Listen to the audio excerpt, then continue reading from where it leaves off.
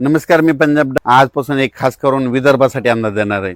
विदर्भातल्या शेतकऱ्याला अमरावती जिल्हा आहे, तर अमरावती जिल्ह्यामध्ये 25-26-27 दरम्यान चांगला जोराचा काही ठिकाणी मुसळधार अतिमुसळधार पाऊस अमरावती जिल्हा, वर्धा, भंडारा, गोंदिया, चंद्रपूर, यवतमाळ, अकोला जिल्हा ह्या परिसरामध्ये ह्या म्हणजे 4-5 दिवसामध्ये चांगला जोराचा पाऊस पडणार आहे, म्हणून विदर्भ वासियासाठी आनंदाची बातमी।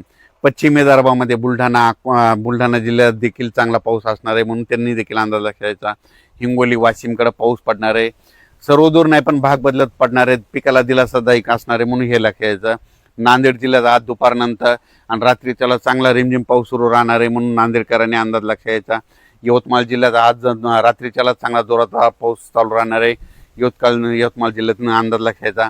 तेलंगणात देखील आज बऱ्याच भागामध्ये रात्रीच्याला पाऊस असणार आहे म्हणून तेलंगणाच्या शेतकऱ्यांना लक्ष द्यायचा। परभणी जिल्हा, जालना जिल्हा, लातूर जिल्हा आणि बीड जिल्हा ह्या 4 जिल्ह्यामध्ये आज दुपारनंतर विखुरलेल्या स्वरूपाचा बऱ्याच भागामध्ये पावसाचं आगमन होणार आहे। सर्वदूर काही पडणार नाही पण भाग बदलत पिकाला जीवदान ठरणारा असा पाऊस असणार आहे म्हणून हे लक्ष द्यायचं। सोलापूर जिल्ह्यात आज देखील सांगोला परिसरामध्ये पंढरपूर, आटपाडी तिकडे देखील चांगला पाऊस असणार आहे म्हणून त्यांनी देखील लक्ष द्यायचं। त्याच्यानंतर इकडं श्रीगोंदा, अहिल्यानगरकडे तिकडे देखील आज बऱ्याच भागामध्ये पावसाचं आगमन असणार आहे, पाथर्डी त्या परिसरामध्ये म्हणून त्यांनी देखील अंदाज लक्ष द्यायचा। कोकणपट्टीमध्ये कोल्हापूरपासून राधानगरी असा पाऊस पालघरपर्यंत त्या कोकणातला पाऊस चालूच राहणार आहे सरीवसरी म्हणून ते लक्षात द्यायचं। पण त्याच्यानंतर पुण्याला देखील आज सरीवसरी येत राहतील म्हणून पुणेकरांनी देखील अंदाज लक्ष द्यायचा। त्याच्यानंतर संगमनेर, अकोल्याच्या सरीवसरी चालूच राहतील। तिथं नाशिककडं इगतपूर इकडे पाऊस पडत असल्यामुळे नाशिककडे देखील सरीवसरी पाऊस राहतील म्हणून त्यांनी देखील अंदाज लक्ष द्यायचा। धुळे, जळगाव, नंदुरबार तिकडं मात्र 26, 27, 28 दरम्यान तिकडे देखील चांगला पाऊस येईल म्हणून त्यांनी देखील अंदाज लक्ष द्यायचा। सर्वदूर पडणार नाही पण विखुरलेल्या स्वरूपाचा असणार आहे।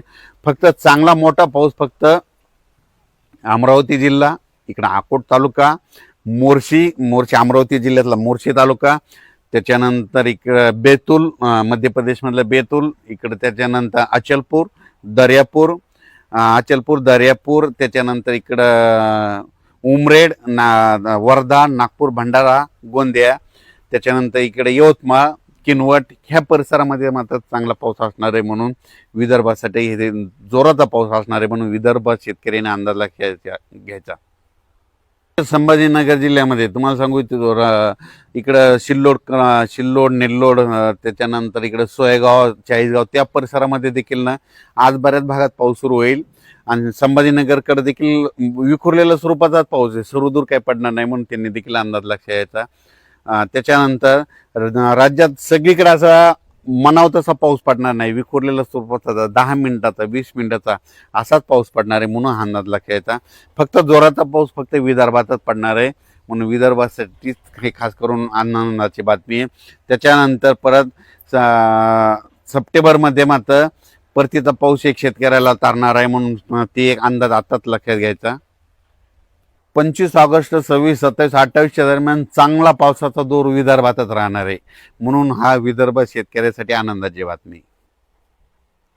विदर्भामध्ये काय होणार आहे, कमी दाबाचा पट्टा असल्यामुळं ते कमी दाबाचा पट्टा जात असल्यामुळं मग काय होईल, मग त्याच्या विदर्भाच्या बाजूला मराठवाडा आहे, मग मराठवाड्यामध्ये कोणता, परभणी जिल्हा, हिंगोली जिल्हा, त्याच्यानंतर नांदेड जिल्हा, इकडे जालना जिल्हा ह्या परिसरामध्ये काय होणार, मग रिमझिम पाऊस पडणार म्हणून हे विदर्भामध्ये जास्त पडत असल्यामुळे मराठवाड्याला रिमझिम 25, 26, 27, 28 दरम्यान येणार आहे म्हणून ह्या शेतकऱ्यांनी लक्षात येतात। पण ते पण सर्वदूर नाही काही भागातच पडणार आहे म्हणून अंदाज लक्षात यायचा।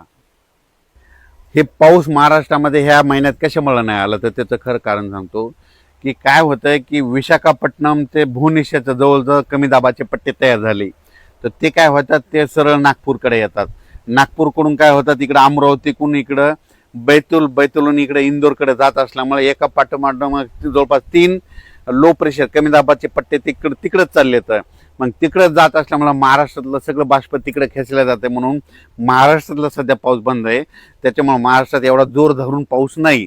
मग महाराष्ट्रात जोर धरण्यासाठी तुम्हाला सांगू इच्छितो की मछलीपट्टम आहे, म्हणजे इकडे चेन्नईकडे मछलीपट्टम आहे, त्या मछलीपट्टममध्ये काय होतं, सप्टेंबरमध्ये तिकडे कमी दाबाचे पट्टे तयार झाले, त्यानंतर ते पाऊस काय होतो तेलंगणाकडे येतो, तेलंगणातून महाराष्ट्राकडे येतो म्हणून मग महाराष्ट्रात जर पाऊस चांगला पडायचा असेल तर इकडं मछलीपट्टा, इकडं तेलंगणामध्ये कमी दाबाचा पट्टा होणं गरजेचं आहे. पण भुवनेश्वरकडे कमी दाबाचे पट्टे झाले की ते सरळ पाऊस नागपूरकडे जातो, नागपूरकडून मध्य प्रदेश, इकडं उत्तर प्रदेश, इकडं गुजरातकडे तो पाऊस जात असल्यामुळं महाराष्ट्रातला पाऊस कमी आहे. दुसरं काही याच्यामध्ये काही कारण नाही. त्याच्यानंतर हे सगळीकडे काय व्हायचं, सरळ 3 एका पाठोमांडो 3 कमी दाबाचे पट्टे केले. आणि आता जे नंतर सप्टेंबरमध्ये जे कमी दाबाचे पट्टे येणार आहेत ते काय होणार आहेत, परत अरबी समुद्रात देखील मान्सूनसाठी पोषक वातावरण तयार होणार आहे. त्याच्यानंतर इकडं मछलीपट्टम, इकडं चेन्नईकडे देखील चांगलं सक्रिय होणार आहे. मग तिकडं वातावरण सक्रिय झाल्याच्या नंतर ते पाऊस महाराष्ट्राकडे सप्टेंबर ऑक्टोबरमध्ये असणार आहे. म्हणून शेतकऱ्याला सांगू इच्छितो या ऑगस्ट महिन्यामध्ये सर्वदूर पावसाची अपेक्षा धरू नका. फक्त विदर्भातच पाऊस पडणार आहे. तेच कारण ते कमी दाबाचे पट्टे त्या साईडनं जात असल्यामुळं. आणि सप्टेंबर मात्र आपल्याकडं ते कमी दाबाचे पट्टे इकडून तयार होते आणि ते पाऊस आपल्याला येणार आहे. म्हणून हे शेतकऱ्यांनी अंदाज लक्षात घ्यावा.